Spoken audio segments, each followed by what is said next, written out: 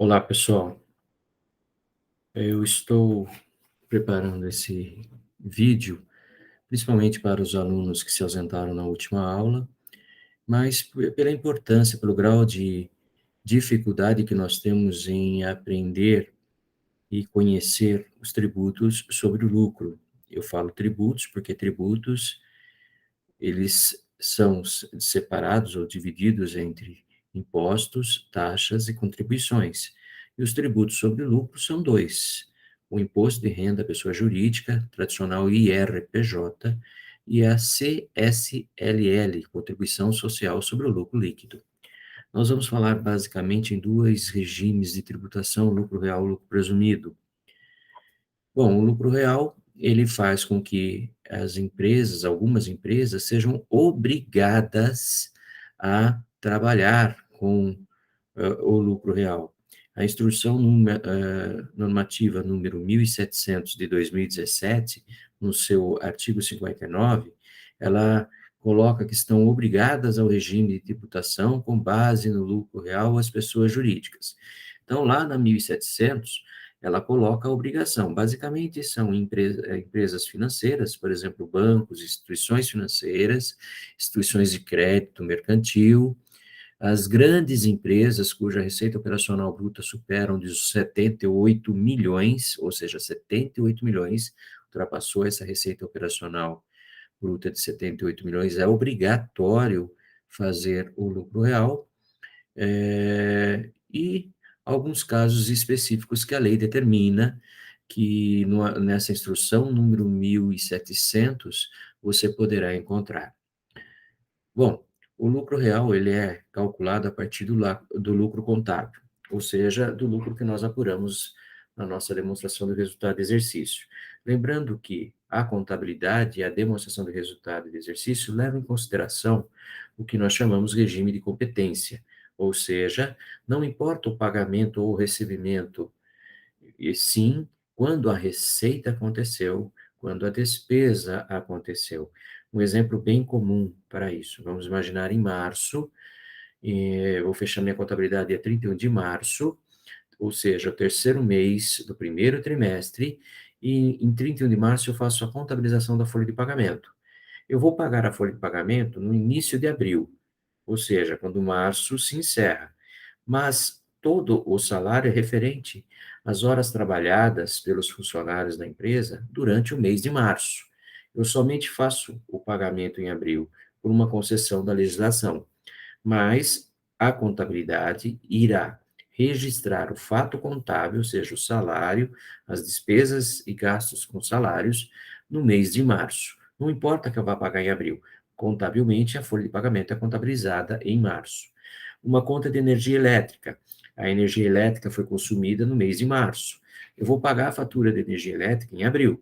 Não importa o pagamento, importa sim que eu tenho um consumo referente ao mês de março. Então, eu contabilizo a despesa em março e depois eu faço o pagamento. Então, essas despesas que eu estou contabilizando em março e vou pagar em abril, como exemplo que estou citando, elas geram um valor, uma obrigação lá no passivo circulante.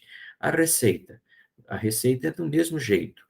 Eu vendo a mercadoria em março, mas eu tenho um pagamento dividido entre abril, maio, junho, 3 parcelas, por exemplo. A receita acontece de acordo com o CPC 00, a estrutura conceitual da contabilidade, para que nos ensina, nos ajuda, nos norteia a fazer os demonstrativos, ou seja, os relatórios contábeis. Essa essa situação faz com que eu lance a receita quando eu passo a disponibilidade da mercadoria ao cliente, ou seja, quando a posse da mercadoria é transmitida ao cliente, quando eu entrego a mercadoria para o cliente, eu tenho que lançar na minha contabilidade, é o regime de competência. Então, imagine que eu vendi e entreguei em março, mas eu vou receber em abril, maio e junho. Então, a receita será lançada, de venda de mercadoria, será lançada na demonstração do resultado do exercício no mês de março, o que gera na contabilidade um direito a receber, uma duplicata a receber. Você pode chamar de duplicatas a receber ou clientes, né? O plano de contas, o contador aí coloca a nomenclatura que ele achar mais correta e conveniente para ele, mas você tem um direito a receber, que se originou em março, mas você vai receber em abril, maio e junho, 3 parcelas.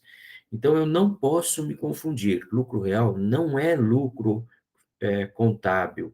Ou seja, o lucro contábil é aquele apurado economicamente pelo regime de competência dentro da contabilidade, e esse lucro contábil ele não é mudado. Ou seja, o lucro contábil vai ser colocado à disposição dos sócios, os sócios acionistas irão definir o que irá fazer ou o que irão fazer com esse lucro contábil.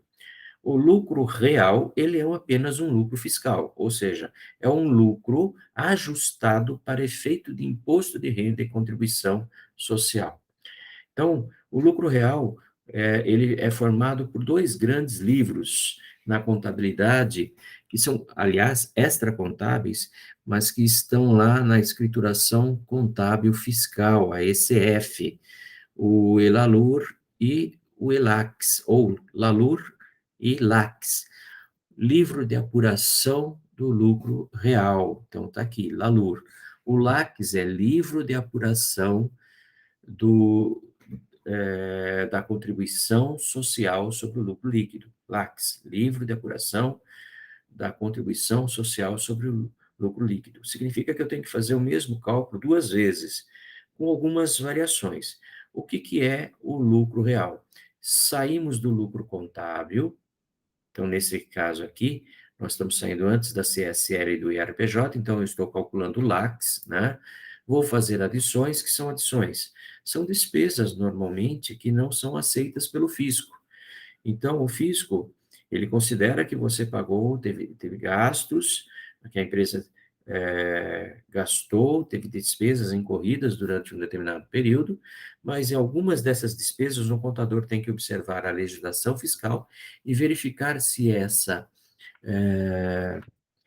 esse gasto ele é dedutível ou não para efeito de imposto de renda e contribuição social.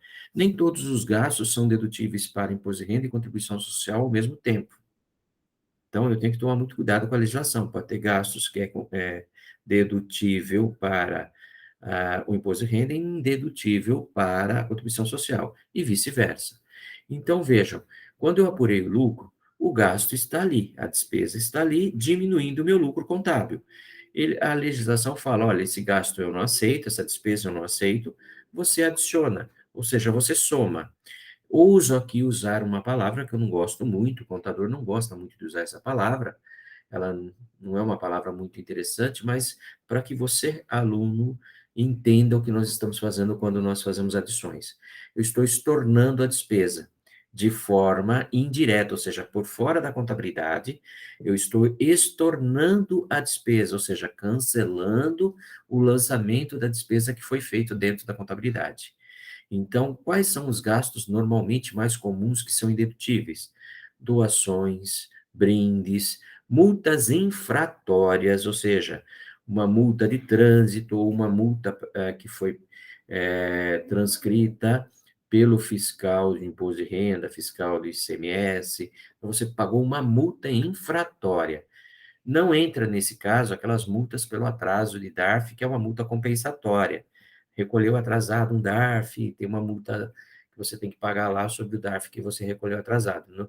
Isso já é despesa dedutível, mas a infração, se você atrasou e o fiscal pegou e autuou você, notificou você e multou você, é uma multa punitiva, infratória, entra como uma adição. Brindes, você pode dar brinde para quem você quiser, para os seus clientes, para os seus amigos, colegas dentro da empresa. Agendas é muito comum, calendários, né? Então, isso é muito comum. Você pode dar o brinde para quem você quiser, só que o governo fala assim: eu não aceito. Então, é uma despesa da empresa? Sim, diminui o lucro contábil, ou seja, esse lucro antes da contribuição social e do IRPJ, ele é reduzido, mas essas adições, esses brindes são adicionados, ou seja, eu tiro o efeito contábil, como se eu estivesse estornando o lançamento do brinde. Eu estou tirando o efeito da despesa que eu lancei no lucro contábil. Mas volto a repetir, você jamais muda o lucro contábil. O lucro contábil é lucro societário, é o lucro que você vai distribuir dividendos ou fazer a distribuição de lucros para os sócios ou destinar às reservas. Exclusões. Do mesmo jeito que o governo fala de despesas indedutíveis, ou seja, não dedutíveis, você tem as exclusões. Que são exclusões? Normalmente são as receitas que são consideradas não tributáveis. Um exemplo muito bom disso é quando uma empresa tem participação em outra empresa e ela recebe, por exemplo, dividendos ou lucros distribuídos dessa outra empresa que ela participa. Então, os dividendos, ainda pela lei do imposto de renda, inclusive pela Instrução Normativa 1700, essa situação ainda é uma não tributável, significa que eu vou excluir. Ou seja, o lucro foi aumentado com essa receita. O governo fala: você não precisa pagar imposto de renda, você exclui essa receita. Ou seja, você anula o lançamento da receita. Mas tudo, como eu falei, extra, por fora da contabilidade, extra contábil. Uma outra exclusão que você pode encontrar é a reversão de provisões que a empresa faz. Então, quando você reverte uma provisão, você tem aí um lançamento que é uma despesa, um lançamento na conta de despesa a crédito. Então, essas reversões também podem ser consideradas exclusões. Quando você faz do lucro contábil, você faz o ajuste de adições, ou seja, soma as despesas indedutíveis. Isso faz o lançamento de exclusão, ou seja, você exclui as receitas não tributáveis. Você apura um lucro real antes da compensação. Esse lucro é o que nós chamamos um lucro fiscal, já pré-ajustado. Ele usa a expressão compensação. O que é essa compensação? Quando você chega nesse lucro real antes da compensação, esse é o principal item, principal componente. Vamos imaginar que ao invés de lucro contábil, você saiu de um prejuízo. Mesmo tendo prejuízo, você é obrigado a fazer adições, exclusões e verificar o lucro real aqui. Se esse lucro real, ao invés de lucro, for um prejuízo fiscal, você tem direito a compensar nos períodos subsequentes, ou seja, você está fechando o primeiro trimestre de 2022, agora o lucro real do primeiro trimestre de 2022. Você teve prejuízo fiscal. Você vai poder compensar a partir do segundo trimestre de 2022. Mas sempre no período subsequente, no próximo cálculo, é que você vai fazer essa compensação. E essa compensação fica limitada a 30% do lucro real antes da compensação. Então, veja, você vai apurar o resultado aqui, se der prejuízo, nos próximos períodos nos próximos cálculos, você pode compensar. No próximo cálculo, deu lucro real antes da compensação, você pode compensar 30%. Quais são as duas preocupações que o contador tem que ter? Limite de 30% e, principalmente, que você tenha saldo a compensar. Então, vamos imaginar, eu tenho 100 mil de lucro aqui antes da compensação.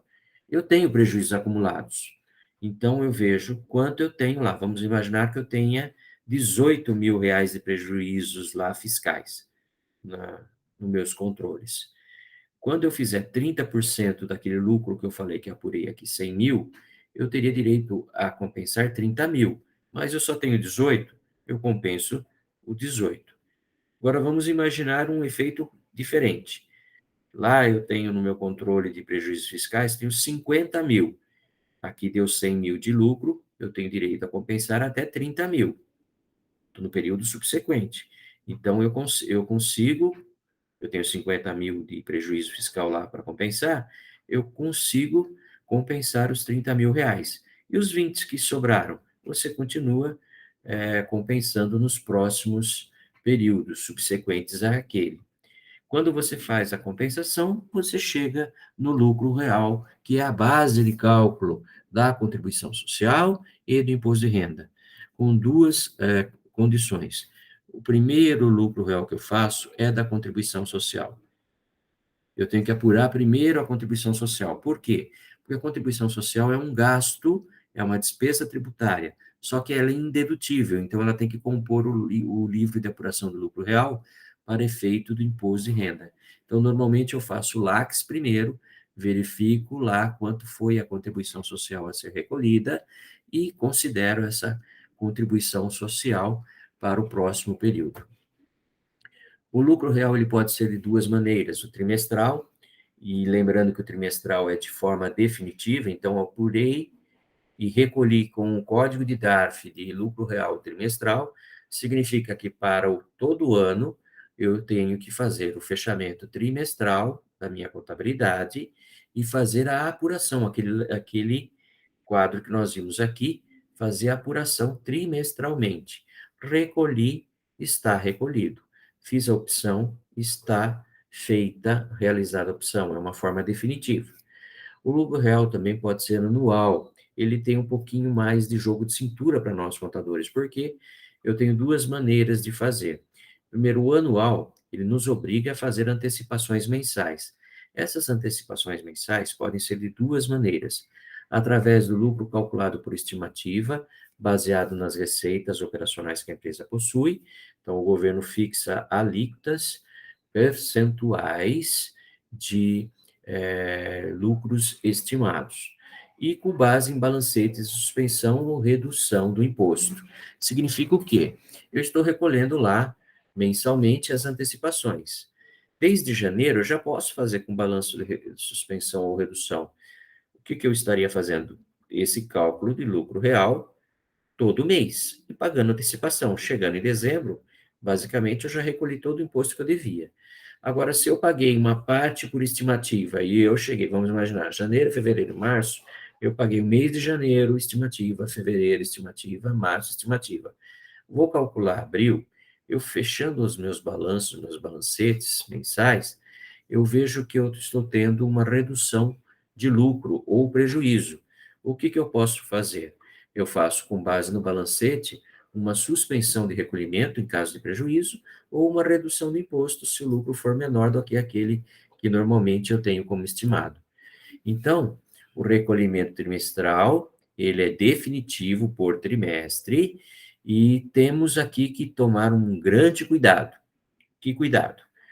Vamos imaginar que o primeiro trimestre deu lucro, o segundo trimestre deu lucro, você recolheu perfeitamente o seu imposto de renda e sua contribuição social. Vamos imaginar que de julho a dezembro você começou a ter prejuízos. Julho, agosto e setembro você não pagou, que deu prejuízo. Outubro, novembro, dezembro também você não pagou, deu prejuízo.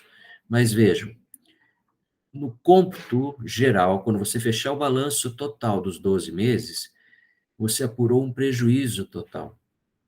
O que aconteceu? Você recolheu o primeiro trimestre e recolheu o segundo trimestre. Você não pode compensar. Recolheu indevidamente porque no ano você teve prejuízo. Eu não recolhi o terceiro, não recolhi o quarto, mas você recolheu o primeiro e o segundo. Se o ano deu prejuízo, você não precisaria recolher nada. Por isso, o recolhimento mensal, ele tem essa vantagem. Eu vou fazendo antecipações com base na estimativa e receitas, né, que é a base do faturamento, ou com base em balancetes, suspensão, redução. Chegou em dezembro, depois de 12 antecipações, eu faço o cálculo final anual, ou seja, volto lá no LALUR, né, faço esse cálculo todo aqui, mas de forma, levando em consideração toda a contabilidade anual. O que acontece? Se eu tiver prejuízo, tudo que eu recolhi a mais aqui, tudo que foi recolhido, né, nós chamamos de saldo negativo de imposto de renda, deu prejuízo, eu fiquei com saldo negativo de imposto de renda, eu posso compensar o que eu recolhi. Então, ele nos dá essa faculdade, essa facilidade. Então, chegou em dezembro, eu tive prejuízo no ano, tudo que eu recolhi aqui, eu recupero. Mas é importante lembrar que isso depende de empresa para empresa. É um planejamento tributário que tem que ser feito. Então, quando você fala em antecipações mensais, você tem que levar em consideração as atividades que a empresa possui. Então, eu tenho aqui atividades de revenda, atividades em geral, serviços de transporte, serviços hospitalares, e cada um desses serviços tem uma alíquota. Então, normalmente, venda de mercadoria cai em 8%. Mas serviços, a maior parte dos serviços são 32%. O que eu aconselho a todos os meus colegas contadores?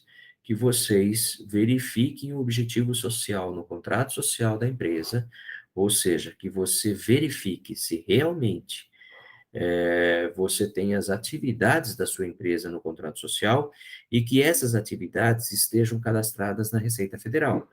Porque eu posso ter venda de mercadoria, mas eu posso ter locação de imóveis.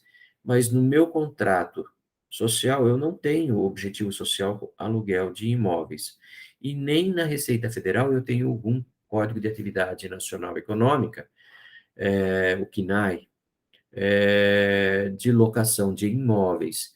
Significa que eu não posso usar 32%, ou seja, essa receita vai ser 100% lucro. Então, encarece o meu tributo, tá ok? Apesar de depois, após o fechamento, nós vamos apurar o lucro real.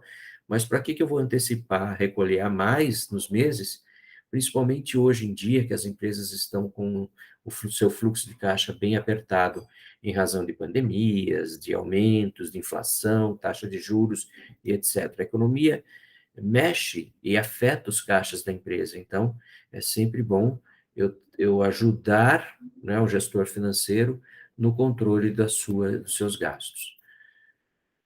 Bom, para a gente encerrar esse vídeo, eu vou mostrar alguns exemplos que estão, né, colocados para vocês aqui em slides que vocês podem procurar aí no AVA, ou nos arquivos que a instituição, nos locais onde a instituição coloca para download. Então, aqui primeiro é o recolhimento por estimativa de lucros. Uma empresa optou pelo lucro real anual, devendo recolher o IRPJ e contribuição social na forma de antecipações mensais por estimativas de lucros. Então, a receita de vendas de mercadoria foi de 1.950.000. Veja que aqui ela tem o ICMS embutido, mas não teria o IPI, não pode ter o IPI dentro dessa receita. Por isso que hoje a contabilidade, ela faz um esquema de contabilização do IPI diferente do que era antigamente. Ou seja, eu não deixo transparecer aqui no valor da receita de vendas o valor do IPI. Receitas de prestação de serviço, 280.000, considerando que essa empresa, nessa prestação de serviço, já tem registrado a atividade econômica junto à Receita Federal. Vendeu ativo imobilizado com ganho de capital de 60.000, ou seja, havia um imobilizado, ela vendeu e obteve lucro de 60.000. Esse lucro nós chamamos de ganho de capital. A estimativa de lucro, né, o percentual da estimativa de lucro para o imposto de renda, ou seja, o que o governo entende que seria um lucro estimado pela atividade de vendas de mercadorias é 8%. A estimativa de lucros para o IRPJ sobre prestação de serviço, 32%. A alíquota do IRPJ, 15%. A alíquota do adicional do IRPJ, 10%. E a alíquota da contribuição social sobre o lucro líquido, contribuição social aí, que nós temos, não está anotado aí, né, faltou, mas são 9%.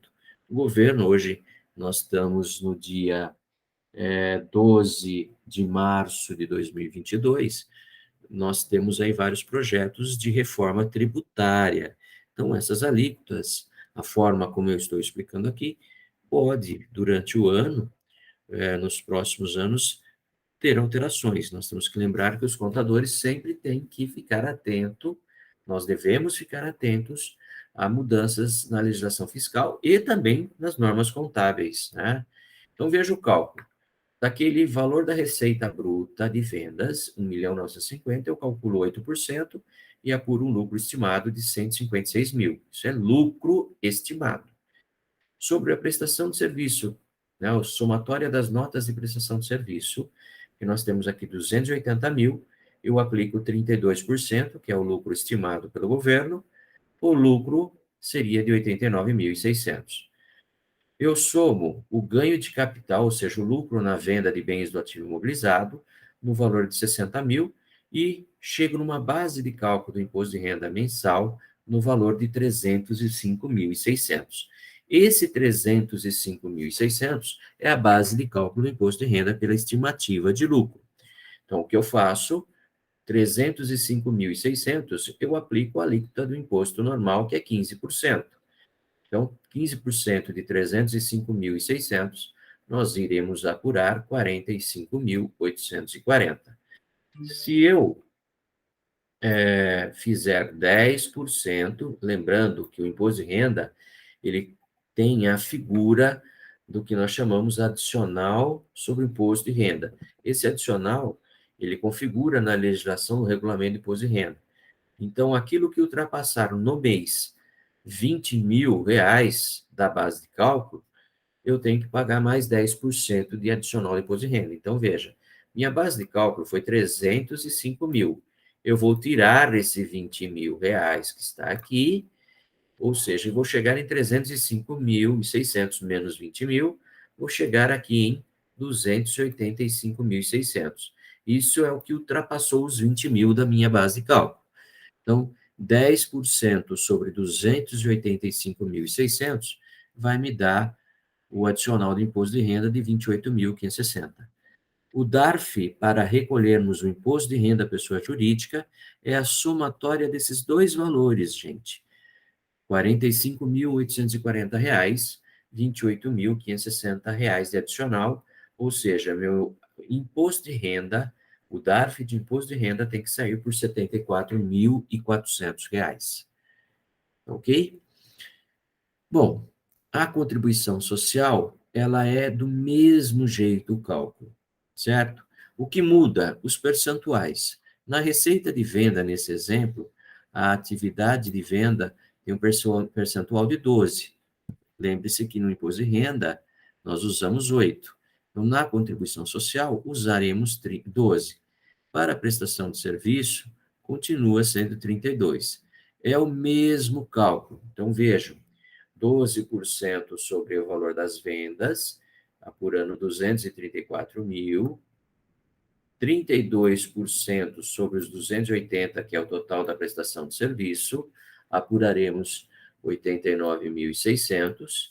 Vou somar o lucro, o ganho de capital pela venda de imobilizados, 60 mil. Somando esses três valores, eu chego aqui em 383.600.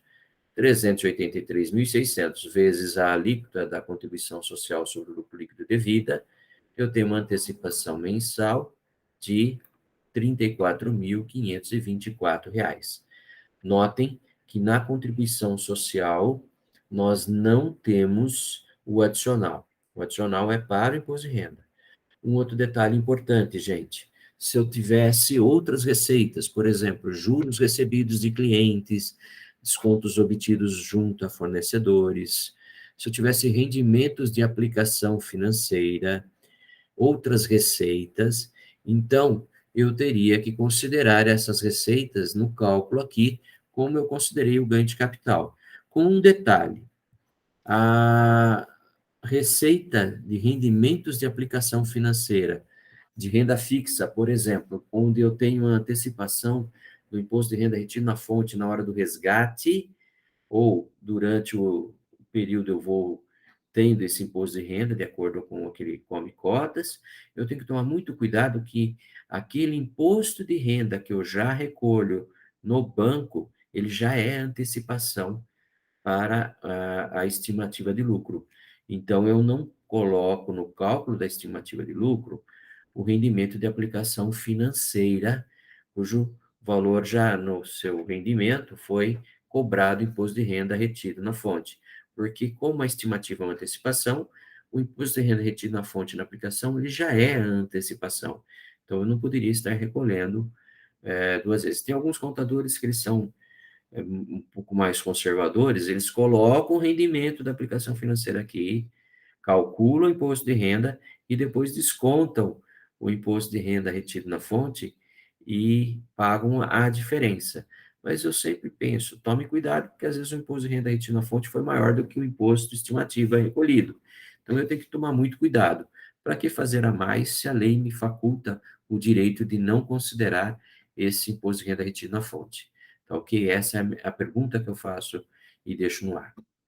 O imposto de renda no lucro real anual. É o último exemplo, tanto o imposto de renda como a contribuição social, que eu vou passar nesse conjunto de slides, deixando aberto para vocês fazerem perguntas no YouTube para o professor Furlan, ou aos meus alunos, que teremos aulas presenciais, façam, depois de uma boa análise, de um estudo do material que está cedido para vocês, façam as questões que vocês acharem importantes para esclarecer.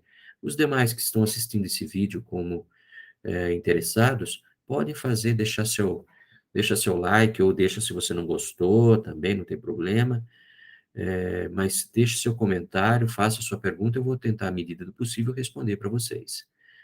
Bom, no lucro real anual, né, não se permite que o contribuinte pague o imposto apenas quando ele encerrar o exercício. Então, significa aquilo que eu falei até agora, que eu tenho que fazer as antecipações mensais, através do lucro estimado ou balanço, suspensão e redução. São calculados mediante a aplicação de coeficientes sobre a receita do mês, então, como nós acabamos de ver, e eu tenho que apresentar balanços e balancetes de suspensão e redução, no caso, se eu usar esse artifício para fazer antecipação ou deixar de fazer antecipação em determinado mês. Esses documentos, esses relatórios têm que ficar arquivados, inclusive faz parte do arquivo que você manda lá para o SPED contábil. Bom, o lucro estimado é uma mera antecipação. Se o IRPJ e a contribuição social calculado sobre o lucro no ano forem superiores ao antecipado, você tem, né, se você no final do ano fizer uma apuração e tiver um imposto a maior do que você antecipou, você paga a diferença.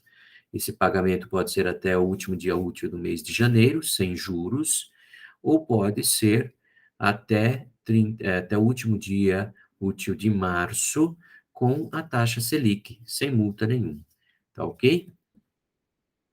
Bom, vamos agora ver um exemplo prático de lucro real, lembrando que quando é a base de cálculo o lucro real trimestral, nós vamos usar 60 mil. Na estimativa, eu usei 20 mil para adicional do imposto de renda. Se eu fizer o lucro real trimestral, eu uso 60 mil.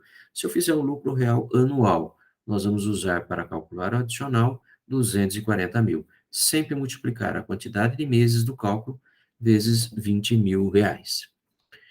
O exemplo é muito simples, é um cálculo de imposto de renda e contribuição social pelo lucro real anual. Então, primeiro nós vamos fazer o LACS, o livro de apuração da contribuição social anual.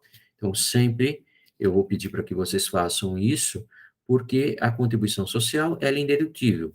Se você tiver as mesmas adições e exclusões, no final das contas, os resultados vão bater, né? Os resultados em termos de lucro real antes da compensação.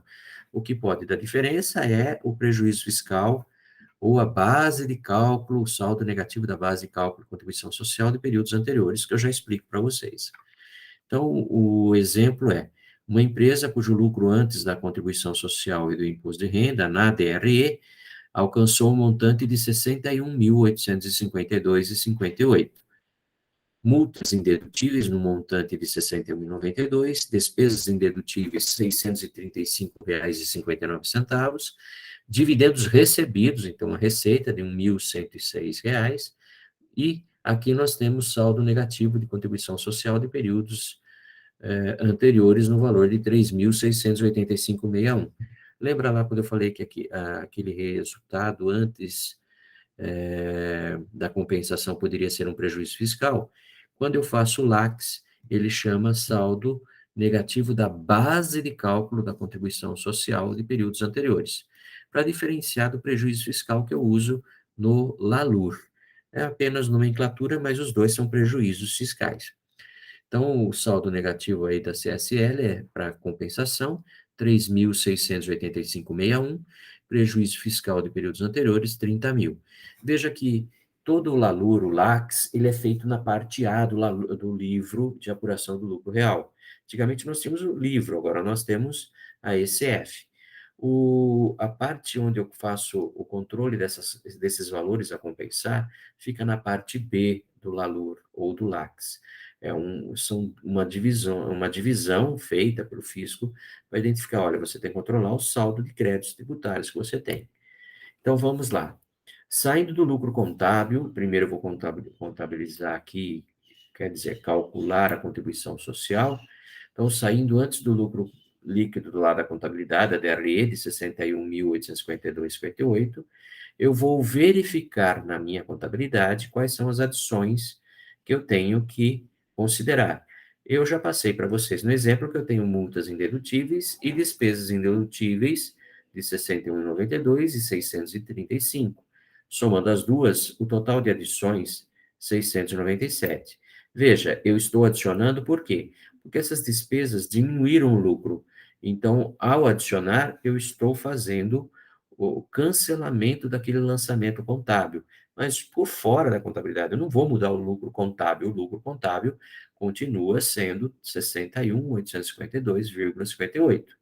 Eu estou fazendo um ajuste fiscal fora da contabilidade. Quem é responsável por definir adições e exclusões é o contador, seguindo o regulamento de imposto de renda e todas as orientações, instruções normativas e pareceres que a Receita Federal liberar para que nós, contadores, estudemos e pratiquemos na nossa contabilidade fiscal. Então, toma muito cuidado que você é o responsável por definir o que é adição e exclusão. Você não pode alegar ignorância, falar assim, eu não sabia que tal item não era dedutível, eu teria que adicionar. Você não pode alegar para o fisco ignorância, porque a lei é publicada, ela está, né, no próprio site do governo, está no Diário Oficial, então a legislação, quando ela é publicada, ela é de domínio público, ninguém pode alegar ignorância. Se você esqueceu ou colocou alguma coisa a mais, o fisco pode vir e questionar você e até autuar você por uma dificuldade aí no cálculo que você teve. Nós vamos considerar aqui no item 3 as exclusões. Veja que eu coloquei só por redundância, mas para você saber que você vai somar, o próprio nome diz, adições. Mas eu também coloquei menos aqui, né, somente para reafirmar que se trata de uma exclusão. Então, a empresa recebeu dividendos que não são tributáveis, porque possivelmente nós consideramos, o que o governo considerou, os dividendos são lucros que uma empresa recebeu de outra empresa. A outra empresa já pagou o imposto de renda, então para que eu vou cobrar novamente o imposto de renda dessa empresa que está calculando agora, que está recebendo dividendos? Então, esse 1.106 é uma exclusão. O que que eu faço? 61.852,58 mais 697,51 menos 1.106, gerando um subtotal de 61.444,09. Se você pegar a sua calculadora, você vai fazer a compensação. Lembrando que a compensação fica aquele limite de 30% desse 61 aqui. Então, primeiro, antes de fazer a compensação, eu vou pegar 61.444,09 e multiplicar por 30%. Se você fez esse cálculo, você vai chegar aqui em R$ 18.433,23. Então, eu poderia compensar até R$ 18.433,23. Mas lembre-se, no exercício, no exemplo, ele fala que o saldo negativo da base cálculo dos anteriores, na parte B, você só tem 3.000 para compensar. O que que você compensa? O que você tem. Você compensa 100% o que você tem. Tá ok? Então, dos 61.444,09, ao compensar 3.685,61, você chegou no lucro real, antes da contribuição social, de 57.758,49. Então, 61 mais 697 menos 1.106, apuramos 61.444,09, menos 3.685,61, chegamos aqui em 57.758,48. Então, veja, quero mostrar de novo para vocês que eu só compensei, porque eu não compensei 18, só compensei 3, porque eu só tinha esses 3. Mas, quando apurei 57.758, esse lucro real é a base de cálculo da contribuição social. Eu vou pegar 57.758 e aplicar 9%, e esse 9% vai me chegar em 5.198,26. Essa é a contribuição social devida. O que eu paguei de estimativa, eu vou abater aqui.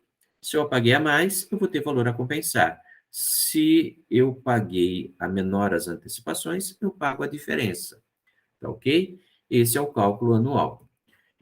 A mesma coisa eu faço para o imposto de renda, o LALUR para o imposto de renda. Só que vejam, o lucro que era 61.852,58, ele é reduzido da contribuição social. Olha, contribuição social eu apurei 5.198,26.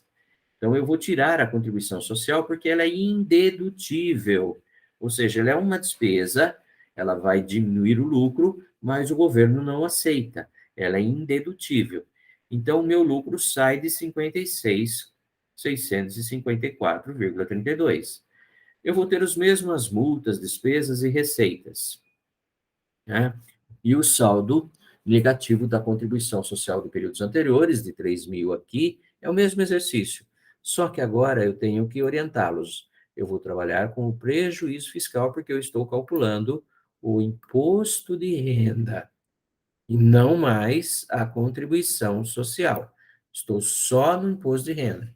Então, eu vou usar este saldo que eu chamo de prejuízo fiscal de R$ 30.000. Então, é o mesmo exemplo, só que o lucro sai sem a contribuição social. Vocês vão me perguntar, o que eu faço com a contribuição? Eu adiciono, é uma despesa, né, não dedutível, eu vou adicionar. Vocês vão perceber que eu cheguei no mesmo resultado antes da compensação. Por quê? As adições e exclusões são as mesmas com a inclusão da adição da CSL, mas eu tirei a CSL antes aqui do lucro, né? Então, eu acabo chegando no mesmo valor de base de cálculo. Você vai me perguntar, mas por que eu faço isso? Porque é assim que você tem que fazer, o governo determina assim, inclusive na ECF você faz assim. Então você tem que compor a sua base de cálculo de forma correta. E muitas vezes, em alguns casos, vamos dizer assim, em alguns casos, as adições e exclusões entre contribuição social e imposto de renda, elas são diferentes.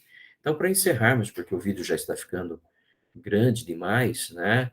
Peço até desculpas. Eu vou fazer a compensação do prejuízo fiscal. Se vocês se lembram, eu peguei 61.444,09 e apliquei 30% e cheguei em 18.433,23. Vocês estão vendo que aqui eu estou abatendo totalmente os 18.433. Por quê?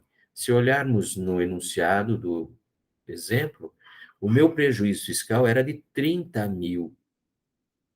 Sendo assim, eu tenho 30.000 para compensar, mas pelo limite que a lei me dá, ou seja, limite de 30%, eu só posso compensar 18.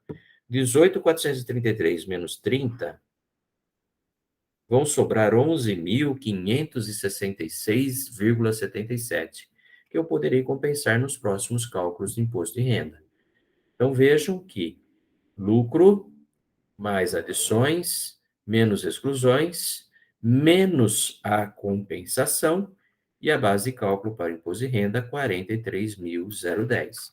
Isso significa que, para efeito de imposto de renda, 43.010,86, você teria 15% de alíquota, chegando no IRPJ devido de 6.451,63. Percebam que neste cálculo, neste exemplo, nós não tivemos a adicional de imposto de renda. Por quê? Porque o lucro real antes do imposto de renda, ou seja, a base de cálculo do imposto de renda, ficou abaixo de 240 mil, ou seja, 20.000 vezes 12. Se a minha base de cálculo fosse superior a 240 mil, eu teria um adicional pela diferença dessa superioridade.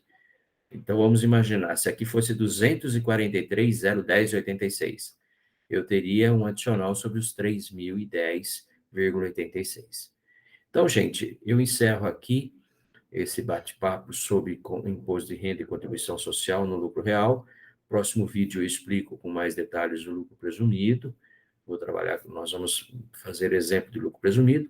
Eu espero que com esse vídeo facilite a vida de vocês para estudarem e acompanharem as próximas aulas que nós teremos aqui no canal ou as aulas presenciais dentro da nossa classe. Eu agradeço a todos, peço desculpas, né, por alguns eventuais erros de português nas minhas falas, mas o intuito é ajudá-los e não prejudicá-los. Tudo de bom para vocês, fiquem com Deus, Ele não cobra nada e adora ficar com vocês, crianças. Tudo de bom. Beijo no coração.